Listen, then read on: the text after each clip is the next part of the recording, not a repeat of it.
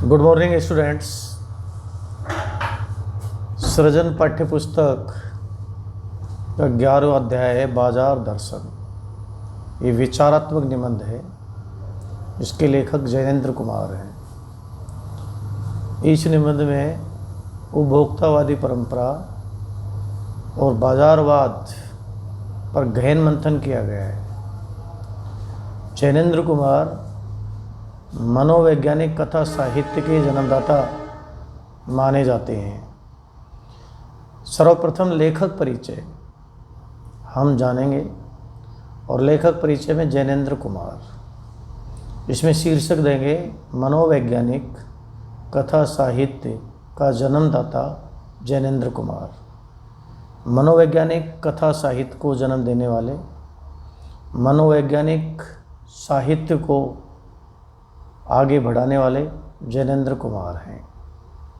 लेखक परिचय में 3 बिंदु उल्लेखनीय हैं: साहित्यिक परिचय, रचनाएं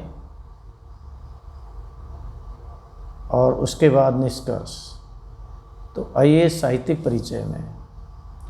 प्रेमचंद जी ने जिन्हें गोर्की कहा, गोर्की मैक्सिम गोर्की रूस के प्रसिद्ध लेखक थे जिन्होंने समाजवादी यथार्थवाद की स्थापना की,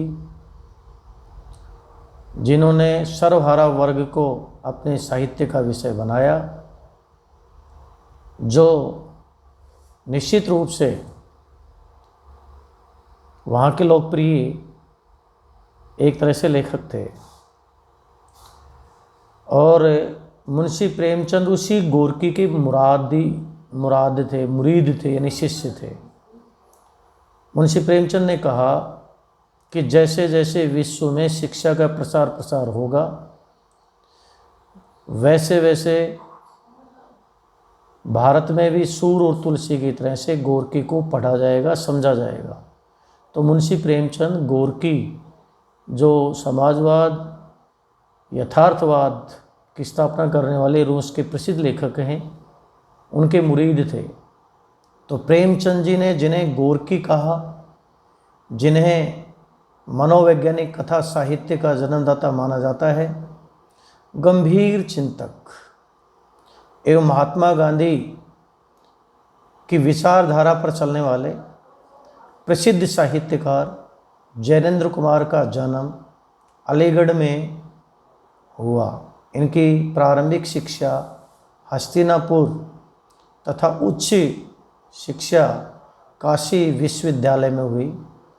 इन्होंने हिंदी कहानी एवं उपन्यास को नई दिशा दी। इन्हें हिंदी कहानी और उपन्यास को, कथा साहित्य को मनोवैज्ञानिक विचारधारा देने वाले जैनेन्द्र कुमार हैं। जीवन के प्रश्नों को सुलझाने में जैनेन्द्र जी की दृष्टि व्यापक रही है। जीवन की जो कठिनाइयाँ हैं, जीवन के जो कठिन से कठिन विषय हैं, उनको सहज सरल ढंग से सुलझाने में जैनेन्द्र कुमार की दृष्टि व्यापक रही है। गांधी जी के असहयोग आंदोलन में इन्होंने बढ़ चढ़ कर हिस्सा लिया। जैनेन्द्र जी ने सत्य और अहिंसा को अपने जीवन का अंग बना लिया। ये बहुमुखी प्रतिभा के धनी थे। तो इस प्रकार से हमने जैनेन्द्र कुमार का साहित्यिक परिचय जाना है कि प्रेमचंद जी ने जिन्हें गोर्की कहा, जिन्हें मनोवैज्ञानिक कथा साहित्य का जन्मदाता माना जाता है, गंभीर चिंतक एवं महात्मा गांधी की विचारधारा पर चलने वाले प्रसिद्ध साहित्यकार जैनेन्द्र कुमार का जन्म अलीगढ़ में हुआ। इनकी प्रारंभिक शिक्षा हस्तिनापुर तथा उच्च शिक्षा काशी विश्वविद्यालय में हुई। इन्होंने हिंदी कहानी एवं उपन्यास को नई दिशा दी। जीवन के प्रश्नों को सुलझाने में जैनेन्द्र कुमार की दृष्टि व्यापक रही है। गांधी जी के असहयोग आंदोलन में इन्होंने बढ़ चढ़कर हिस्सा लिया। जैनेन्द्र जी ने सत्य और अहिंसा को अपने जीवन का अंग बना लिया। ये बहुमुखी प्रतिभा के धनी थे। रचनाएं: उपन्यास परख, अनाम स्वामी, सुनीता, त्यागपत्र, कल्याणी, जयवर्धन, मुक्तिबोध इनके प्रसिद्ध उपन्यास हैं। त्यागपत्र इनका बहुत ही प्रसिद्ध उपन्यास है। कहानी संग्रह वातायन, फांसी, एक रात, दो चिड़िया, नीलम देश की राजकन्या तथा पाजेब इनके प्रसिद्ध कहानी संग्रह हैं। निबंध संग्रह जड़ की बात, पूर्वोदय, सोच विचार, साहित्य का श्रेय और प्रेय, समय और हम, ये इनके प्रसिद्ध निबंध संग्रह हैं। इसके बाद जैनेन्द्र कुमार जी ने दर्शन और मनोवैज्ञानिकता को शामिल कर साहित्य में नई विचारधारा को जन्म दिया। जैनेन्द्र के साहित्य में दर्शन और मनोविज्ञान दोनों का समग्र रूप से समावेश है, तो साहित्य को एक नई दिशा दी। इस प्रकार से जैनेन्द्र कुमार का हमने साहित्यिक परिचय जाना, समझा और लिखा। बहुत ही सहज सरल, ज़्यादा बड़ा लिखने की भी आवश्यकता नहीं है, इतना ही लिखिए, प्रभावशाली लिखिए, अच्छे अंक आएंगे। अब अगला जो हमारा प्रकरण होगा शिक्षण का, वो होगा व्याख्या। और व्याख्या में हमें व्याख्या खंड देखिए।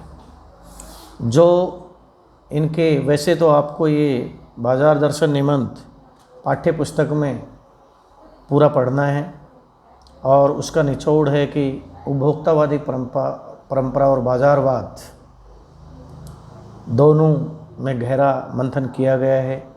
तो प्रमुख जो व्याख्या हैं, गद्यांश हैं, पहले देखिए। लेकिन नहीं, लोग संयमी भी होते हैं, वे फिजूल सामान को फिजूल समझते हैं, वे पैसा बहाते नहीं हैं और बुद्धिमान होते हैं। बुद्धि और संयम पूर्वक वह पैसे को जोड़ते जाते हैं। वह पैसे की पावर को इतना निश्चय समझते हैं कि उसके प्रयोग की परीक्षा उन्हें दरकरार कहते हैं, ज़रूरत नहीं है। बस खुद पैसे से जुड़ा होने पर उनका मन गर्व से भरा फूला रहता है। यानी पैसा उनके पास है, उनसे वो प्रसन्न रहते हैं कि हमारे पास पैसा है। प्रसंग देखिए, सभी गद्यांशों में प्रसंग आएगा, इसलिए हर पाठ का एक प्रसंग जो बहुत अच्छे ढंग से आपको लिखना है, ज़्यादा याद नहीं करना है, वो हमने बहुत अच्छे ढंग से इसमें लिखवाया है। और आप यही लिखेंगे। बाजार दर्शन से कोई भी गद्यांश आए, ये महत्वपूर्ण गद्यांश तो परीक्षा की दृष्टि से उपयोगी हैं। उपयुक्त गद्यांश मनोवैज्ञानिक कथा साहित्य के जन्मदाता एवं भारत के गोरखी कहे जाने वाले आधुनिक साहित्यकार जैनेन्द्र कुमार जी की रचना है। यह अंश यानी गद्यांश बाजार दर्शन निबंध से अवतरित है। इसमें जैनेन्द्र जी ने उपभोक्तावादी परंपरा एवं बाजारवाद का गहन मंथन किया है। इस सभी गद्यांशों में यही प्रसंग आपको लिखना है। कृपया गृह कार्य में आप यथावत नहीं लिखें। यथावत का मतलब है एक जैसे ही प्रसंग सबके हैं। व्याख्या गहरी वैचारिकता एवं साहित्य सुलभ लालित्य के अजब सहयोग के साथ जैनेन्द्र जी बताते हैं कि कुछ लोग बाजार में क्रय शक्ति, जिसे कहते हैं परचेजिंग पावर, का आनंद पाते हैं। कुछ लोग बाजार में क्रय शक्ति का आनंद पाते हैं। वे तरह तरह की वस्तु खरीदकर, आराम देने वाली वस्तुएं समझकर, बिल्कुल उपयोगी अनुपयोगी सभी प्रकार की वस्तुएं खरीदते हैं और अपनी इस क्रय शक्ति का आनंद पाते हैं। परंतु कुछ लोग ऐसा नहीं करते। ऐसे लोग मन को वश में रखने वाले होते हैं। वे बाजार में जाकर अनेक तरह का सामान देखकर भी अपने लिए अनुपयोगी सामान को व्यर्थ ही मानते हैं। कुछ लोग अपने पैसे या क्रय शक्ति का अहंकार दिखाने के लिए बाजार जाते हैं, अनुपयोगी अनावश्यक वस्तुएं खरीदते हैं और अपने अर्थ दंभ को प्रदर्शित करते हैं। ऐसे लोग परचेजिंग पावर से अपने अहंकार को तुष्टि देते हैं, आनंद की प्राप्ति करते हैं। लेकिन कुछ लोग बड़े बुद्धिमान होते हैं, संयम पूर्वक बाजार जाते हैं और बाजार में जो अनुपयोगी वस्तुएं हैं, अब अनुपयोगी जो सामान है उसको व्यर्थ मानते हैं। वो पैसा बहाते नहीं हैं और वे उसे खरीदने में ज़रा भी रुचि नहीं रखते हैं। इस तरह वे बाजार में पैसे को नहीं बहाते हैं और बुद्धिमान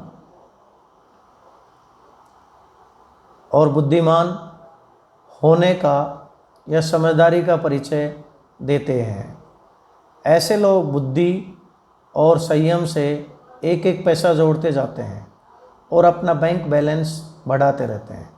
ये लोग बाज़ार में अनुपयोगी सामान को व्यर्थ बेकार का समझते हैं।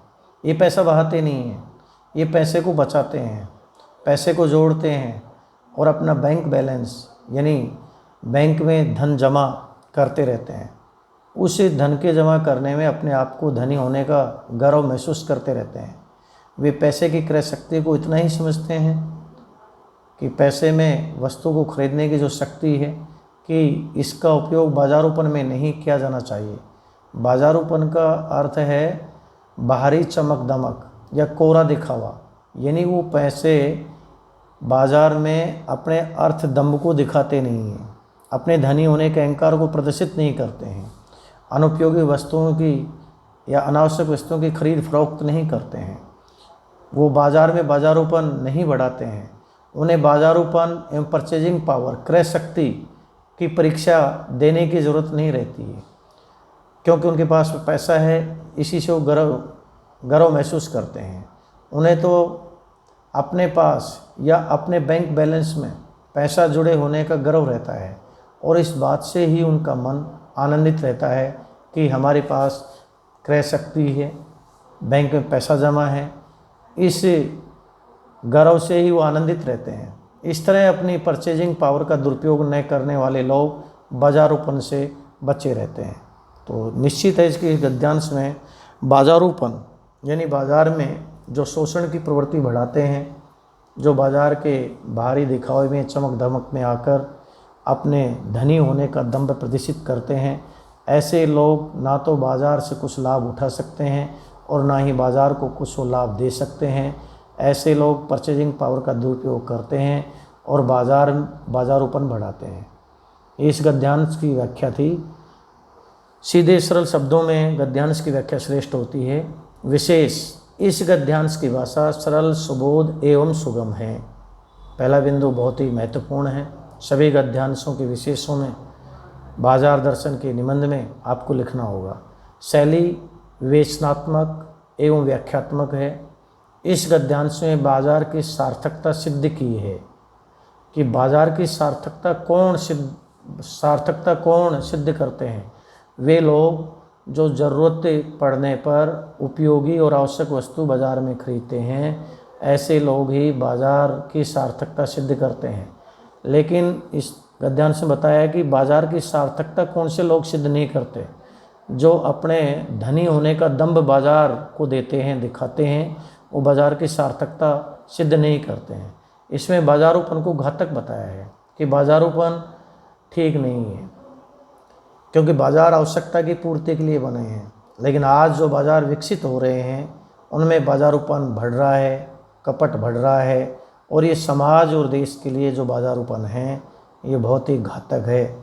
इसमें बताया है कि बाज़ार आवश्यकता की पूर्ति के लिए होते हैं, बाज़ार आवश्यकता की पूर्ति के लिए होते हैं, ना कि बाजारूपन बढ़ाने के लिए होते हैं।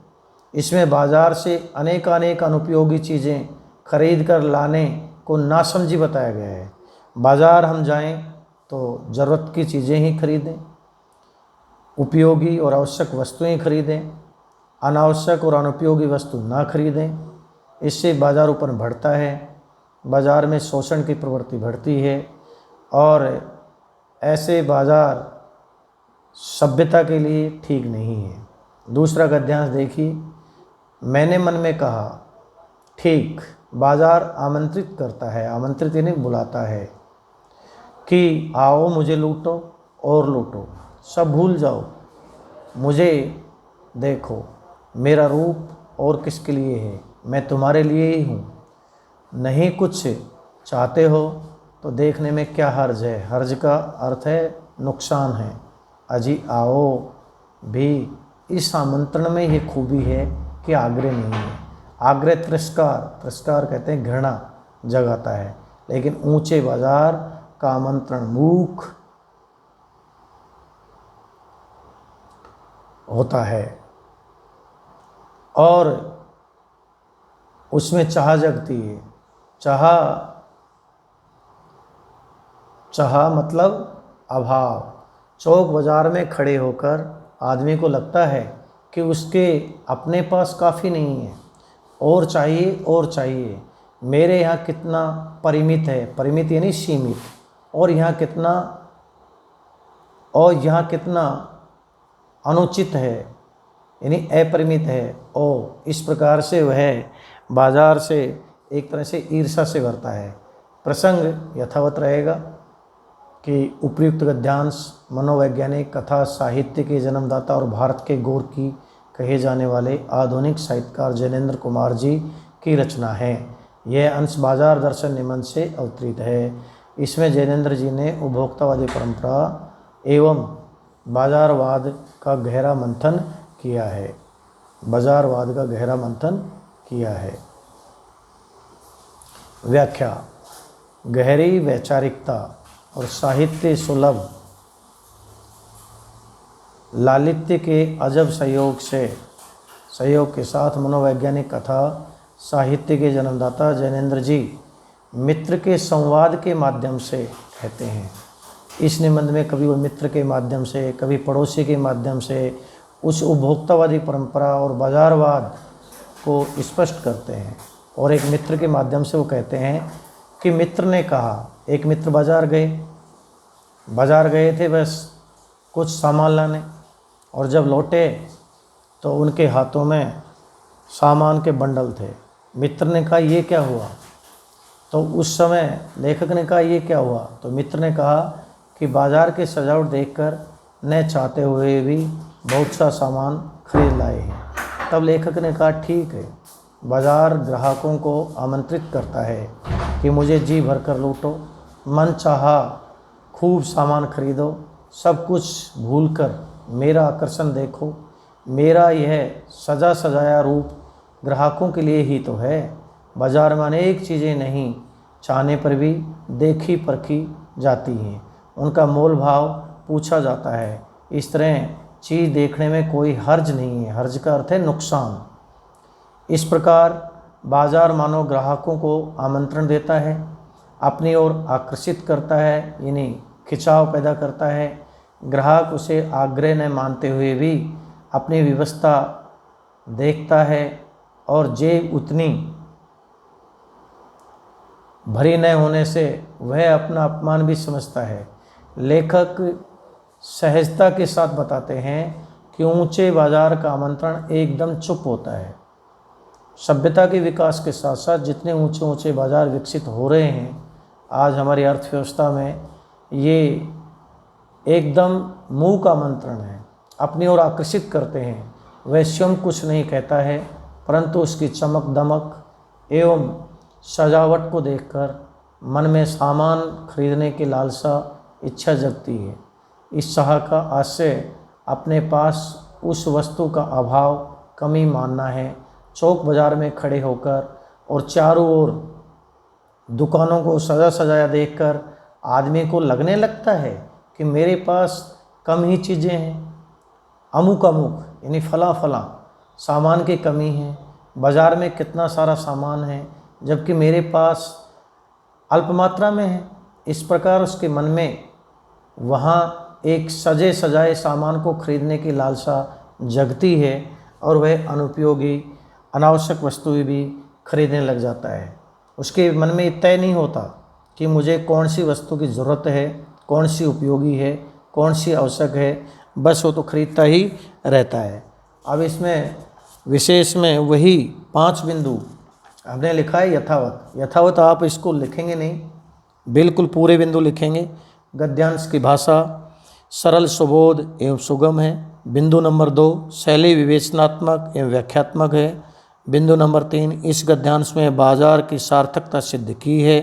बिंदु नंबर 4 इसमें बाजारोपण को घातक बताया है। बिंदु नंबर 5 इसमें बताया है कि बाजार आवश्यकता की पूर्ति के लिए होते हैं। और छठा बिंदु इस गद्यांश में बाजार के आकर्षण का ग्राहक पर पड़ने वाले प्रभाव का सहज एवं सुंदर वर्णन किया है। अगला गद्यांश देखिए। बाजार में एक जादू है, वह जादू आँखों की राह काम करता है, वह रूप का जादू है, पर जैसे चुंबक का जादू लोहे पर ही चलता है, वैसे इस जादू की भी मर्यादा है। जेब भरी हो और मन खाली हो, ऐसे हालात में जादू का असर खूब होता है। जेब खाली पर मन भरा न हो तो भी जादू चल जाएगा। मन खाली है तो बाजार की अनेकानेक चीज़ों का आमंत्रण मन तक पहुंच जाएगा। कहीं उसी वक्त जेब भरी, यानी पास में क्रय शक्ति बहुत हो, धन बहुत हो, तब तो फिर वह मन किसके मानने वाला है। मालूम होता है यह भी लूँ वह भी लूँ, सभी सामान जरूरी और आराम को बढ़ाने वाला मालूम होता है। ये सब जादू का असर है। इसका प्रसंग वही रहेगा जो सभी गद्यांशों का है। आप इसको पूरा लिखेंगे, यथावत नहीं लिखेंगे। व्याख्या ऐसे ही गहरी वैचारिकता और साहित्य सुलभ लालित्य के अजब सहयोग के साथ मनोवैज्ञानिक कथा साहित्य के जन्मदाता जैनेन्द्र जी बाजार के आकर्षण से ग्राहक के ऊपर पड़ने वाले प्रभाव का रोचक वर्णन करते हुए कहते हैं कि बाजार एक सजी धजी सुंदरी है। उसमें सामान बहुत ही करीने ढंग से सजा हुआ है। उसकी चमक दमक और भारी दिखावा है, जिससे किस प्रकार से वह चमक दमक और भारी दिखावा मन को आकर्षित करता है, मन को प्रभावित करता है। उसका बहुत ही रोचक वर्णन लेखक ने इस गद्यांश में किया है कि बाजार में अनेक सुंदर सुंदर वस्तुएं सजी सजाई और असीमित होती हैं। बहुत ही ज़्यादा होती हैं, सजी सजाई होती हैं, असीमित होती हैं। आंखें बाजार में अनेक सुंदर वस्तुएं देखती हैं और तब मन में चाह कहते हैं इच्छा उत्पन्न हो जाती है। यह बाजार का जादू है कि मन में चाह पैदा करना ही बाजार का जादू है। और वो चाह किससे होती है? बिल्कुल कोरा दिखावा, भारी चमक दमक से मन पर जो प्रभाव पड़ता है, मन में जो बाजार के प्रति, बाजार की वस्तुओं के प्रति आकर्षण पैदा होता है, वही बाजार का जादू है। जो व्यक्ति की चाह इच्छा को बढ़ाता है, बाजार को जादू आकर्षण आँखों के रास्ते, आँखों के माध्यम से मन पर प्रभाव डालता है। बाजार का जादू रूप सौंदर्य, सुंदर सुंदर वस्तुओं से सजे बाजार रूपी सुंदरी का सौंदर्य का होता है। जैसे चुंबक लोहे को अपनी ओर खींचता है और किसी धातु पर चुंबक का प्रभाव नहीं पड़ता, केवल लोहे पर ही वह अपना प्रभाव छोड़ती है और उसे अपनी ओर आकर्षित करती है। ऐसे ही बाजार का जादू उन लोगों पर चलता है जो जिनके मन में ये निश्चय नहीं होता कि बाजार से मुझे क्या चाहिए, कौन सी वस्तु मेरे लिए उपयोगी है, कौन सी वस्तु मेरे लिए आवश्यक है। ऐसे लक्ष्यहीन मनुष्य, ऐसे जो निश्चय नहीं करके आते, उन पर बाजार का जादू चलता ज़्यादा है। जैसे चुंबक का जादू केवल लोहे धातु पर ही चलता है, उसी प्रकार बाजार का जादू भी एक सीमा तक ही प्रभाव डालता है। जब बाजार में व्यक्ति के पास रुपये जेब भरी हो तो खरीदारी करने में निश्चित वस्तु का क्रय करने का लक्ष्य न हो। यानी बाजार का जादू कब चलेगा? जब मनुष्य के पास जेब भरी हो और वह ये मन में निश्चय नहीं करके आया कि बाजार से मुझे क्या चाहिए, कौन सी वस्तु मेरे लिए उपयोगी है, कौन सी वस्तु मेरे लिए आवश्यक है। तो तरह तरह की चाह उसे चारों ओर से घेर लेती हैं और उसे लगता है कि सभी वस्तु मेरे लिए उपयोगी हैं, सभी आवश्यक हैं, ये भी लूँ और सारा सामान खरीद लूँ। ऐसी स्थिति में बाजार का जादू उस पर चलता है। तो ऐसे में बाजार के जादू का उस पर जल्दी प्रभाव पड़ता है। परंतु जब जेब खाली और मन भरा हो तो वह आवश्यकता की चीज़ें खरीदने में संकोच नहीं करेगा। अर्थात बाजार का जादू कुछ चल जाता है। यदि जेब भी भरी हुई है और मनुष्य तय करके आता है कि बाजार से मुझे क्या चाहिए, कौन सी वस्तु मेरे लिए उपयोगी है, कौन सी आवश्यक है, तो बाजार का जादू कम चलेगा।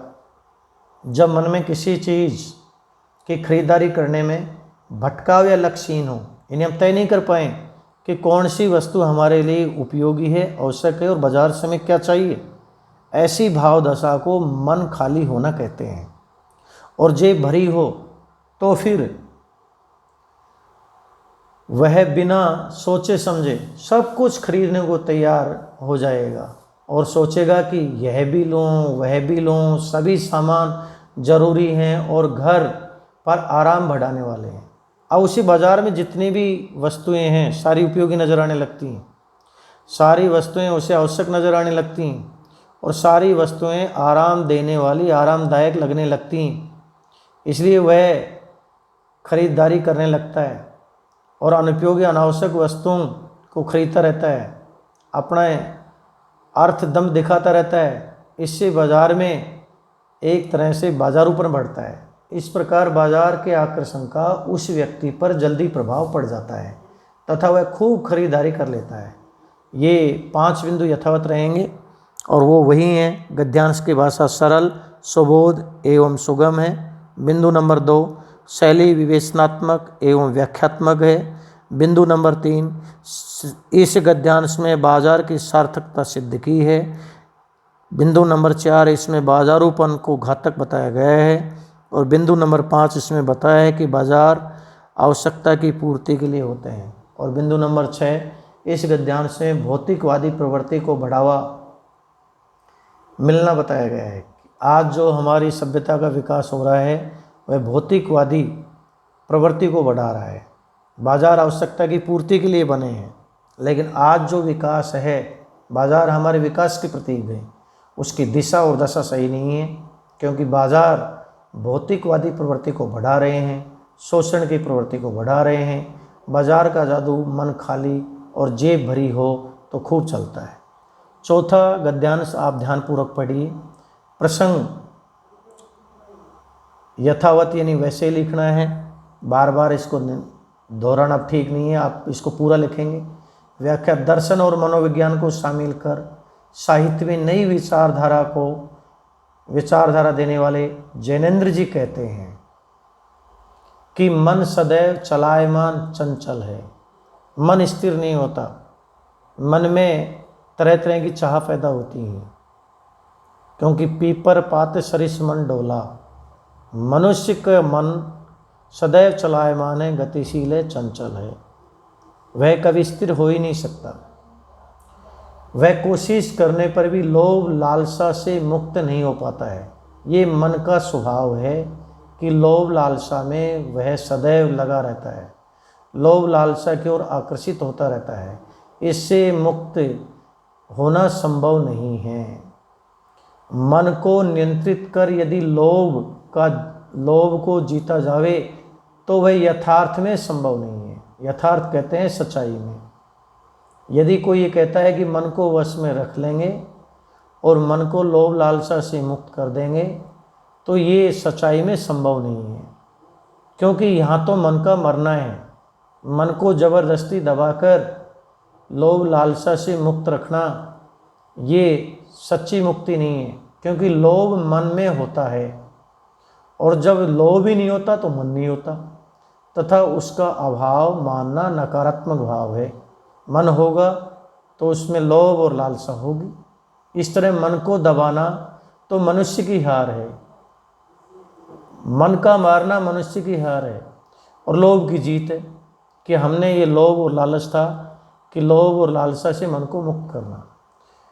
मन को वश में नहीं किया जा सकता और मनुष्य लोभनीय वस्तुओं को न देखने का दृढ़ निश्चय करके आँख को फोड़ दे तो भी लोभ नहीं मिट सकता। और मनुष्य तय कर ले कि मैं सुंदर वस्तु देखूंगा ही नहीं, आकर्षक वस्तु देखूंगा नहीं, तो मन में लोभ कैसे पैदा होगा। और यदि वो आँख फोड़ लेता है तो ये मन की प्रकृति है, तो भी लोभ और लालसा उसके मन से नहीं जाएगी। आखिर सपने जितने भी होते हैं वो बंद आँखों से ही तो लिए जाते हैं। उन्हें सपनों में अभावता नहीं होती, उन सपनों में सुंदर सुंदर दृश्य होते हैं, सुंदर सुंदर वस्तुओं के सपने होते हैं। उन सुंदर सुंदर वस्तुओं को पाने के लिए निश्चित रूप से लोभ और लालसा होती है। अब इसको पैराग्राफ बदलेंगे हम यहाँ।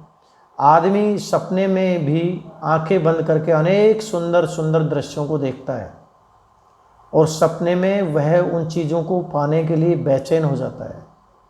सपने अभावहीन होते हैं, सपने पूर्ण होते हैं। इस तरह सपने में ये तो आता नहीं है कि मैं टूटी सी साइकिल ले लूँ। सपने में तो नई साइकिल होगी, नई गाड़ी होगी और महंगी से महंगी गाड़ी होगी, और इन चीज़ों को पाने के लिए बेचैन हो जाता है। इस तरह बाज़ार में खड़े होकर लोभनीय वस्तुओं को न देखने के लिए आंखें बंद करना संभव नहीं है। भरे बाज़ार में, चौक बाज़ार में व्यक्ति खड़ा है और बाज़ार सुंदर सुंदर वस्तुओं से सजा धजा है, सुंदर सुंदर वस्तुओं से बिल्कुल भरा हुआ है, तो मन में उन वस्तुओं के प्रति लोभ और लालसा पैदा होगी। वो आँखों की राह मन को प्रभावित करेंगी और इस बात का हट करना भी अनुचित है। हट कहते हैं ज़बरदस्ती करना। लेकिन कोई व्यक्ति ये कहे कि साहब सुंदर वस्तुओं से मन में लोभ पैदा नहीं होगा, तो ये अनुचित है, ये उचित नहीं है। मानसिक नियंत्रण हट वाला योग एकदम व्यर्थ है और ज़बरदस्ती मन को नियंत्रित करके और निश्चित रूप से लोभ लालसा से मुक्त होना, ये सब बेकार है, व्यर्थ है। इसमें कोरा हट है। हट कहते हैं एक ज़बरदस्तीपन है, योग नहीं है। योग तो सहज से होता है। इसमें मन एकदम कमज़ोर और कुंठित हो सकता है। मन को ज़बरदस्ती नियंत्रण में करना, मन को मारना है, मन को कमज़ोर करना है और कुंठित करना है। जैसे हठी विद्वान होता है, वो अपने तर्क पर बिल्कुल हट कर लेता है। वह भले ही अपना तर्क गलत हो, लेकिन वह उससे निश्चित रूप से दूसरा तर्क मानने को तैयार नहीं होता। वह अपने ज्ञान को सर्वोपरि मानता है। ऐसा हठी विद्वान का ज्ञान असमर्थ एवं प्रभावहीन होता है। उसका जो ज्ञान है वो समर्थ नहीं होता और प्रभावी नहीं होता, क्योंकि वह हठी विद्वान है। हठी विद्वान को मुक्ति नहीं मिल सकती और उसे ना तो आनंद मिलता है और ना ही उस ज्ञान का उसे लाभ मिलता है। उसी प्रकार जबरदस्ती मानसिक नियंत्रण हठयोग से मन को लोभ से मुक्ति नहीं मिल सकती।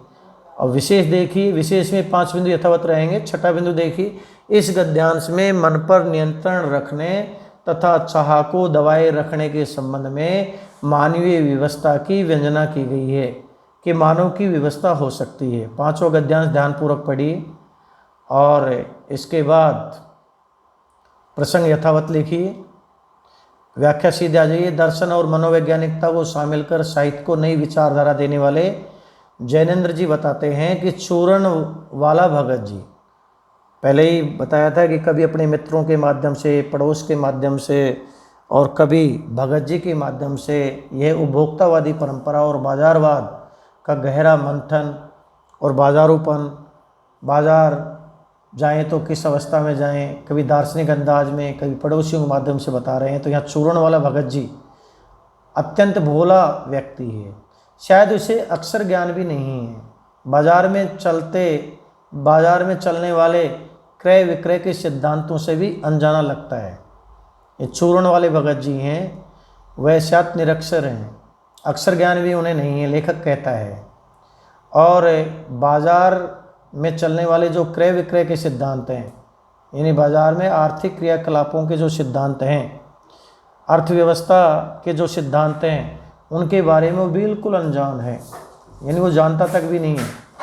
और बड़ी बड़ी काम की बातें भी शायद ही नहीं जानता। बड़ी बड़ी जो बाज़ार में अर्थव्यवस्था की बातें हैं, आर्थिक बातें हैं, बड़ी बड़ी बातें हैं, शायद वो नहीं जानता है। लेकिन व्यंग रूप में कहता है कि हम आप कई लोग संयम से ज्ञानी घोषित करते रहते हैं।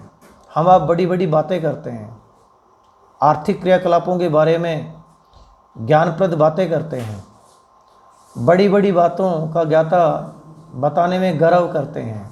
इस कारण वह चूरण वाला भगत जी हम लोगों की बुद्धिमानी के सामने एकदम तुच्छ एवं छोटा व्यक्ति मालूम होता है कि हम जैसे अर्थशास्त्र की बड़ी बड़ी बातें करने वाले व्यक्ति, बुद्धिमान कहलाने वाले व्यक्ति के सामने शायद वह चूर्ण बेचने वाला भगत जी तुच्छ एवं छोटा व्यक्ति है, मामूली सा है, नाचीज सा है। परंतु उसके सामने पढ़े लिखे लोगों को श्रेष्ठ समझदार मानना गलती होगी। लेकिन लेखक कहता है कि मैं इस मत से सहमत नहीं हूँ। पढ़े लिखे लोगों के सामने उसको समझदार मैं कैसे मान सकता हूँ, क्योंकि मैं भी पढ़े लिखे लोगों का ही प्रतिनिधित्व करता हूँ, उन्हीं के वर्ग का प्रतिनिधित्व करता हूँ। मैं भला कैसे चूर्ण बेचने वाले भगत जी को समझदार मान लूँ, लेकिन सच ये है कि वह पढ़े लिखे लोगों से भी श्रेष्ठ समझदार है, और ऐसा स्वीकार करना मेरी भूल होगी। ये भले ही मेरी भूल हो, लेकिन ये सच है, क्योंकि जहाँ अन्य पढ़े लिखे लोगों का बाजार के जादू का प्रभाव अति शीघ्र पड़ जाता है, वहाँ चूर्ण वाले भगत जी को नगण्य व्यक्ति मानते हुए भी उसमें बड़े बड़े समझदारों से भी अधिक समझता हूँ। पढ़े लिखे लोग बाजारूपन से बहुत प्रभावित हो जाते हैं, लेकिन चूर्ण वाले भगत जी बाजार से प्रभावित नहीं होते। बस वो बाज़ार में जाते हैं, तय करके जाते हैं कि उन्हें थोड़ा सा नमक चाहिए, थोड़ा सा जीरा, वो तो कोने वाली दुकान पर ही मिल जाएगा। भरे बाज़ार को देखते हैं, प्रसन्न होते हैं, आशीर्वाद देते हुए बाज़ार से लौट आते हैं। कहीं उनके मन में कुंठा नहीं होती।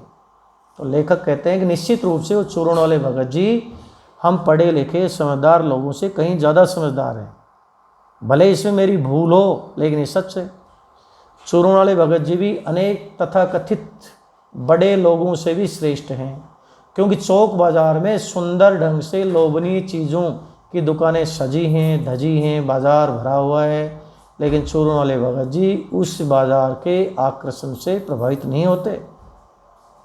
बाज़ार में सीधे चले चले आ रहे हैं, रास्ते में सम्मान स्वरूप उन्हें नमस्कार बच्चे करते हैं। भगत जी भी जयराम कहते हुए आगे चले जाते हैं।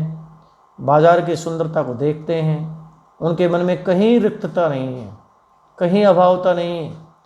बाज़ार के सुंदर वस्तु को देखकर प्रसन्न होते हैं, ज़रूरत की चीज़ें ले आते हैं और चले आते हैं। वहाँ माल बिछा रहता है, परंतु उस माल को देखकर भी भगत जी का मन अडिग रहता है। इस तरह चूर्ण वाले भगत जी पर बाजारूपन की शैतानी शक्ति कोई प्रभाव नहीं डाल पाती है, कि बाजारूपन का आकर्षण उनको प्रभावित नहीं करता।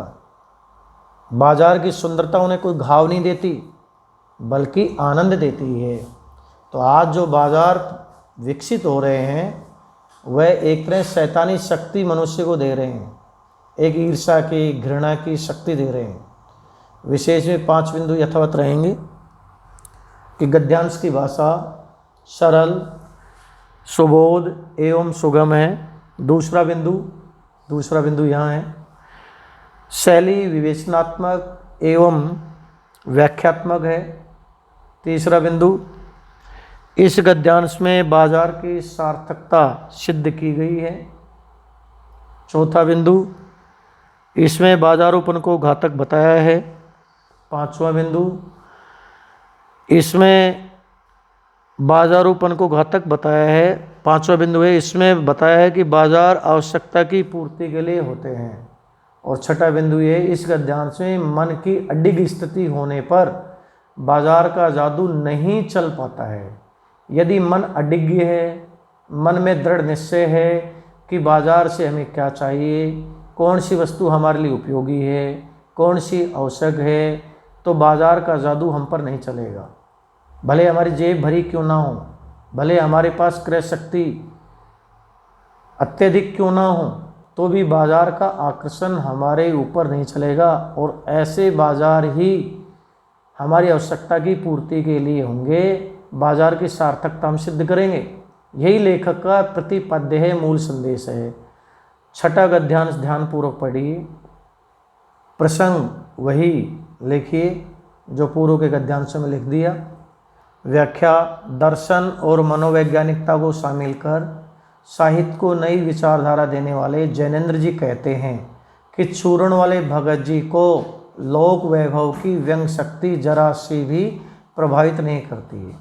भगत जी के पास जो भी बल है, चूर्ण वाले भगत जी को जो लोभ लालसा है, जो ऐशोर आराम है, जो धनी होने का दंभ है, लोक वैभव है, वह उसे जरा भी प्रभावित नहीं करती।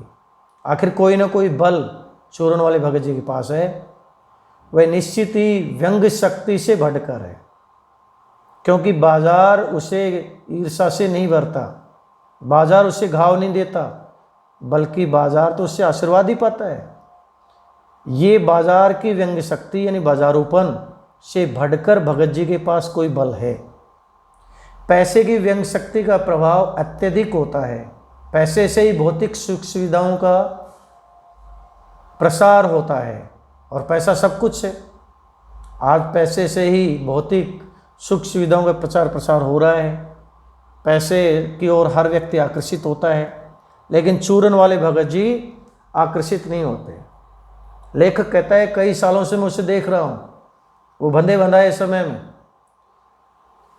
चूर्ण की निश्चित डिब्बियाँ लेकर बाहर निकलते हैं, और घर से निकले नहीं देखते देखते हाथों हाथ उनकी सारी डिब्बी बिक जाती हैं।